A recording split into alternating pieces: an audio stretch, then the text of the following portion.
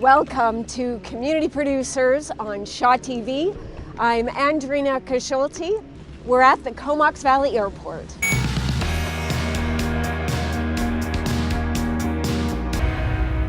Our first story is a wonderful profile on Wes Seeley.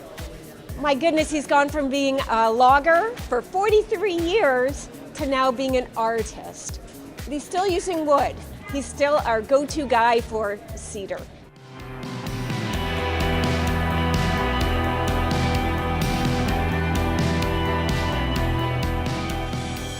I think it's a shame when there's too many rules put on them. You got to do it this way, you got to do it that way. I think definitely stifles the artist's creativity, because once you start putting boundaries around someone, then where do you go?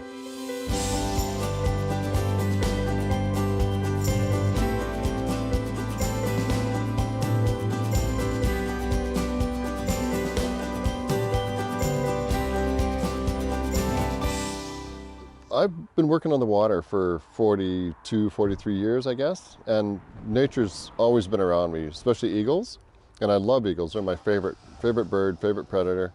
And about 5 years ago, I thought, you know what? I love woodwork so much, I want to combine the two, the eagle and the woodwork, and just see what I can do with it. And 5 years later, I'm building these. Probably make 4 more cuts, and it's quite noisy, you can hear, without earplugs and stuff. And then, once I get 3 or 4 pieces, then you're able to stagger them a little bit. Yes. You know, because they work like this. You can stagger them on that block. Yes. And then you can make your own design, how you want the feathers to look at the end of the wing. The cedar that we have in BC is the best. It's easier on my blades, it's a soft wood. What I want to do is, see these knots? There's every feather that I cut out of a block of wood has a slice of this knot in it. So, and that's what I want to incorporate in my work. I want to be known for that kind of work. So if somebody sees my piece in a museum or somewhere, and they see all these knots, 9 times out of 10, they'll know it's me.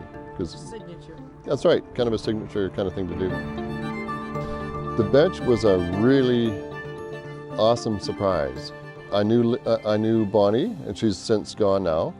So the management at Co-op got all the patrons together. Unbeknownst to me, this was a real surprise. And they came to me and they say, Wes, would you be interested in building a memorial bench for Bonnie? And I said, absolutely. I've never built one before, but let's do it. So they commissioned me to do it, and it's sitting up there now. Bonnie was an amazing lady, and she loved eagles. She was all about eagles. So just, you know, I'm not really a religious man, but I'm hoping that she's looking down on that and smiling, you know. You know, I'm really lucky. I don't have a lot of stress in my life, you know, so any issues at all, I can come in the shop and, you know, spend 10 hours in here and I'm happy as a clam, you know. Best stress buster. Totally, yeah, it really is. So then you know, I'm teaching myself new things. You know, getting back to the bench again, I was a little bit concerned, because I've never, like I say, never done that before. So you had to retrain some neurons to make it work, you know. But now you've done it? Yeah, I'm ready for the next one. Our next story is produced by community producer Sue Vince of the Comox Valley Cycling Coalition. And she is profiling Greg Strong, and he's going to tell us a little bit about cycling. Opportunities if you're a new cycler, or opportunities if you're a more advanced cycler. I think it's very exciting.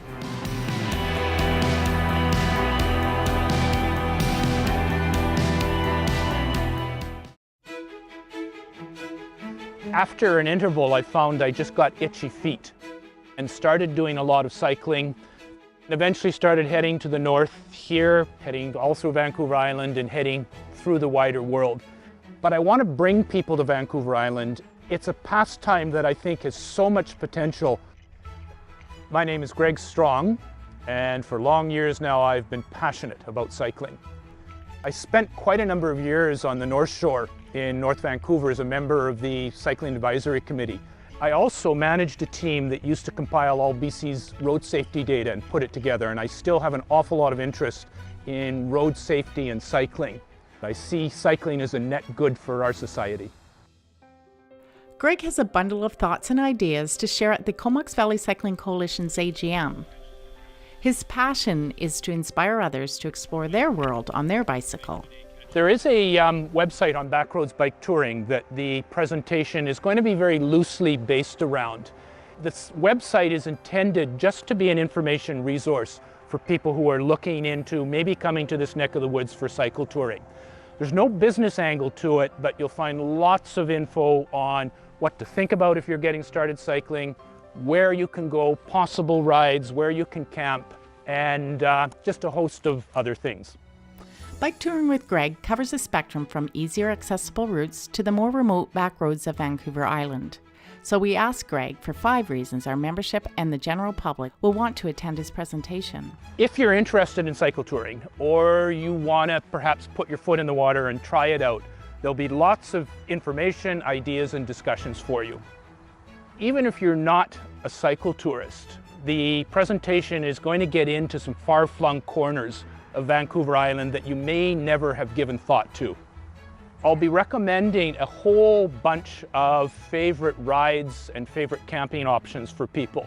There's going to be some fine local photography from Vancouver Island, and finally, you're going to have a chance to get into a whole haul of Comox Valley cyclists, and what could be better? We're going to take a short break, and then we'll be back with more stories from community producers.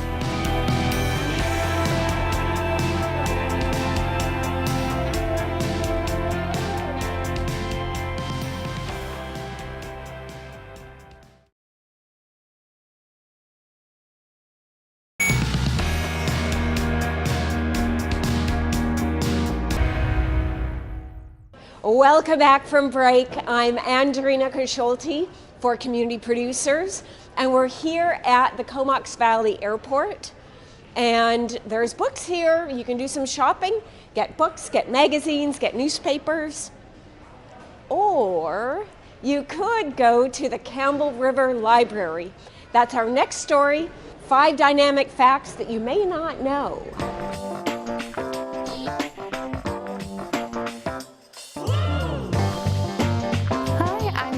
I'm the Children and Youth Librarian at the Campbell River branch, and here are 5 things you might not know about your local library. Number 1, did you know that the value of a Campbell River library card is worth over $1,000 and it only goes up in value the more that you use it? Number 2, going on vacation and want to read a book but worried about all those pesky baggage fees? Then download our app Libby for access to thousands of ebooks and audiobooks. You can even come into the library for help with setting it up. Number 3, can't find what you're looking for at your branch? We can send it from one of our 38 other branches right to your branch. Number 4, think the Children and Youth Librarian is only in it for all the fun, singing, and games? While that definitely is a highlight of the job, I also act as a literacy liaison and am available to come into schools for literacy promotion, or you can even bring your class to the library. Number 5, heard of a really good book with a blue cover and can't quite remember anything else about it? Come to the library and book a one-on-one session with a librarian for e-support, research help, and finally finding that book you can't quite put your finger on. I'm here at the Comox Valley Airport. I have had a chance to talk with Fred Bigelow, the manager of the airport, and he also comes from a military background, so he's going to tell us a little bit about the Comox Valley Airport. Thank you for hosting us today, and can you tell us what makes us unique here at the Comox Valley Airport? The thing I'm so proud about here in Comox is you consider communities across the country with 65,000 people like we have in the Comox Valley. I dare you to find another one that has the air service that we have here. When you consider on top of the service to the major hubs, we've got non-stop service in the wintertime to Port of Vallarta. There's nowhere else in Canada you're going to see this, and why? It's because we've got this aerodrome, 19-wing Comox, that's provided for us by the Royal Canadian Air Force, and we take advantage of that in this community. It's super, the airlines love it. We certainly like it, and the staff takes advantage of what we have to offer here at the Comox Valley Airport. Judy Murakami is our community producer, introducing us to The Spool on 6th Street in Courtenay. And we're going to meet Nicole Bertram, the owner and the expert behind the sewing potential at The Spool.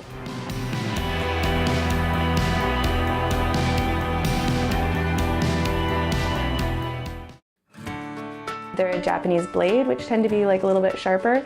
And you want to find ones that have that angle where there's like the little tilt at the top so that it can kind of rock forward.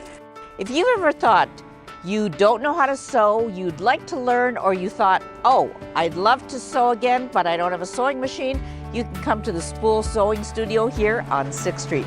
Nicole is the young entrepreneur who started this business. The whole reason I started this business was how many people I knew who would say like, well, I've got a machine, but it's been hiding in my closet for like 5 years because I can sew, but I can't fill a bobbin. Or, you know, just I can get it started, but if there's a problem, I'm just stuck. I don't know where to go. And so I started sewing with friends, just teaching them. And then this kind of grew out of being a home-based business to a downtown business pretty organically.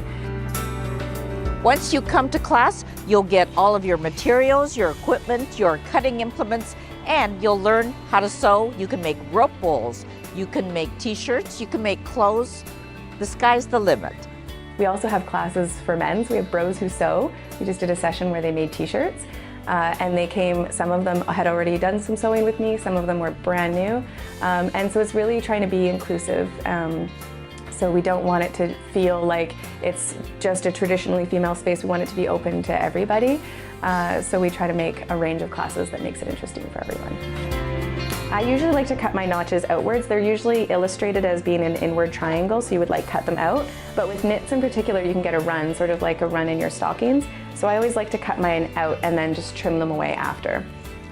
A lot of people will come and start with our foundations class, and in that one you really learn how a machine works. So it's not just like sit down and use the machine, you really learn the principles so that you can troubleshoot on any machine. So you can go home and use your 30-year-old vintage machine and troubleshoot when there's problems. So foundations is a really great one for that, and they learn zippers and pillowcases, rope bowls, buttonholes, all in 4 weeks. From there, a lot of people will go into making garments. That's sort of a bigger range of classes for us, is garment making classes. So we have leggings, t-shirts, like sewing with stretchy fabrics, which can be really intimidating. And then we do some beginner quilting classes. And yeah, so people kind of learn how to follow a pattern, how to cut fabric really accurately. And also it's just always really fun. For parties, people will come and just not have as much principles behind the machines explained to them, but they just get to come in, make a project and go, and that's a really fun time. For more information, you can go to thespoolstudio.com on the website or go to Facebook. From downtown Courtenay, this is Judy Murakami for Shaw TV.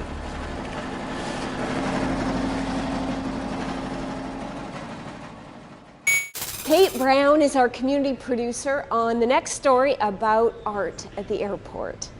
Very exciting stuff. Enjoy.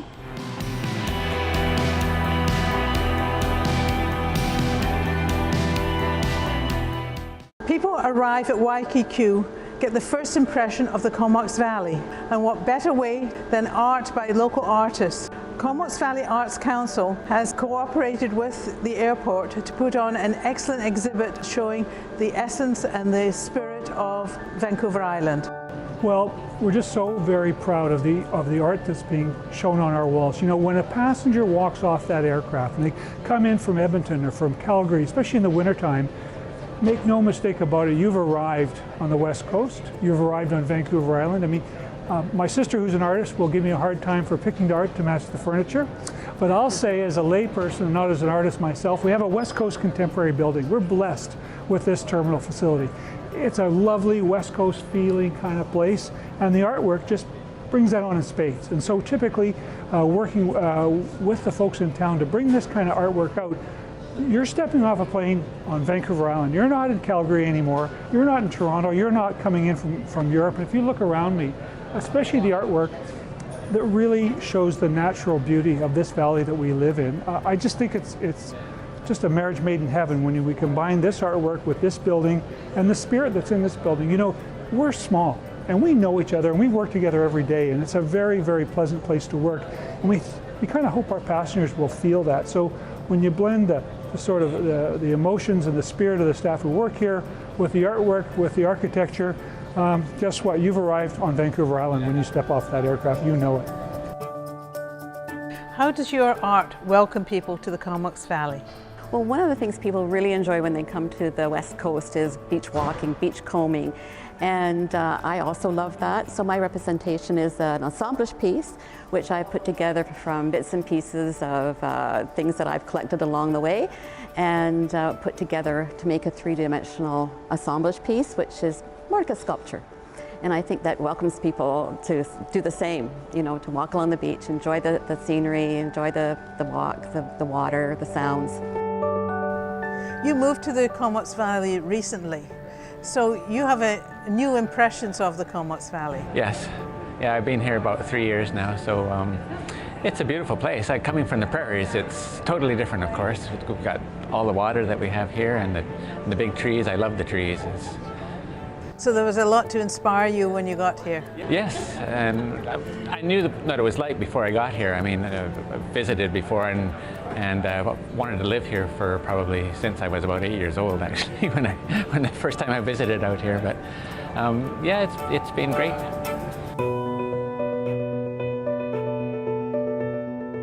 The environment is front of mind for everyone, and this show also captures that awareness and hopefully twigs consciousness for visitors that our environment is very precious and it belongs to everyone, the people who live here and the visitors.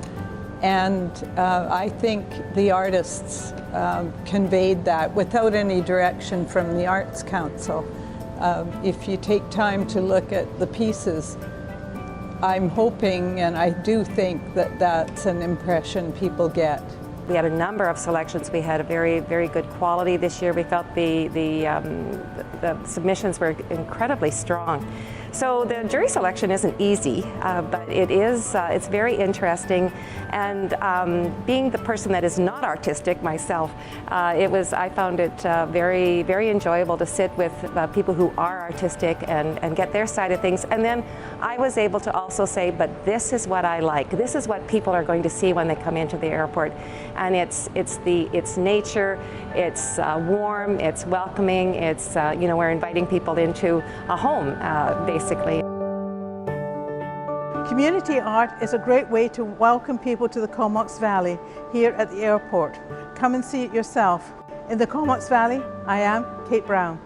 Sandra Parrish is going to introduce us to the Campbell River Museum and some of the cool things that they're profiling, such as the history of fisheries in Campbell River.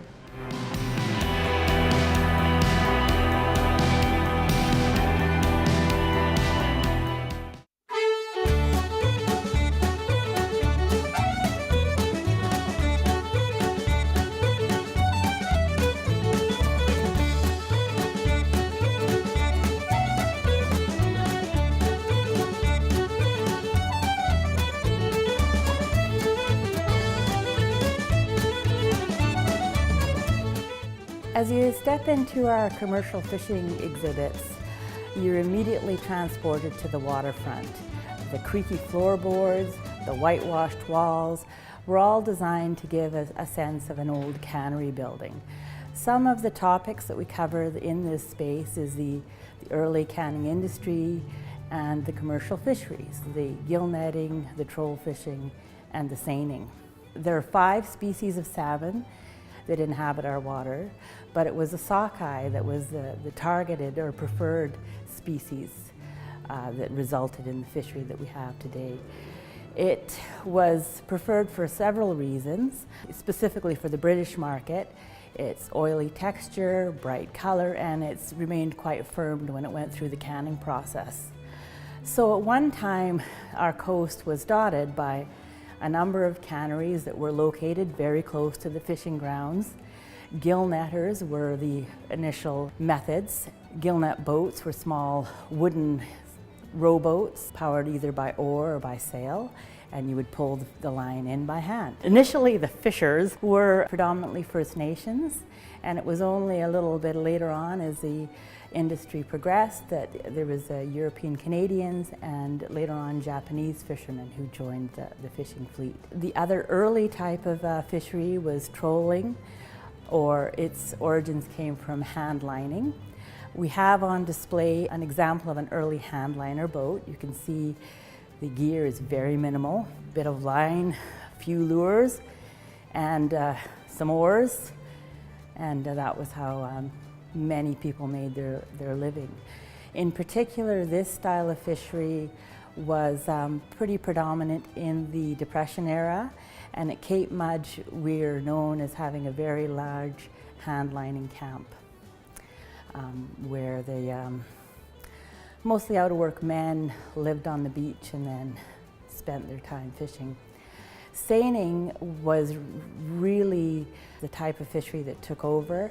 Initially, seines were cast from the beach and then pulled in, but then as motorized boats came into play, the larger seine boats came into use. There were a number of canneries up and down our coast, but the one that's closest to Campbell River, of course, is the cannery at Quathiaski Cove. We have a number of artifacts that relate to this cannery and specifically to the cannery owner.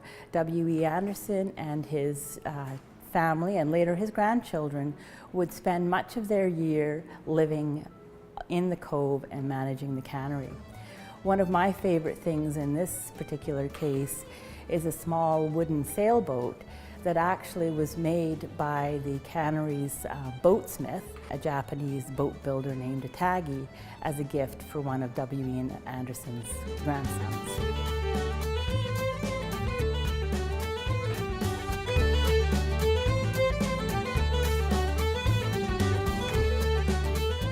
Thank you very much to Fred and Maxine of the Comox Valley Airport. And thank you for watching The Community Producers on Shaw TV. I'm Andrina Koch-Schulte. See you next time.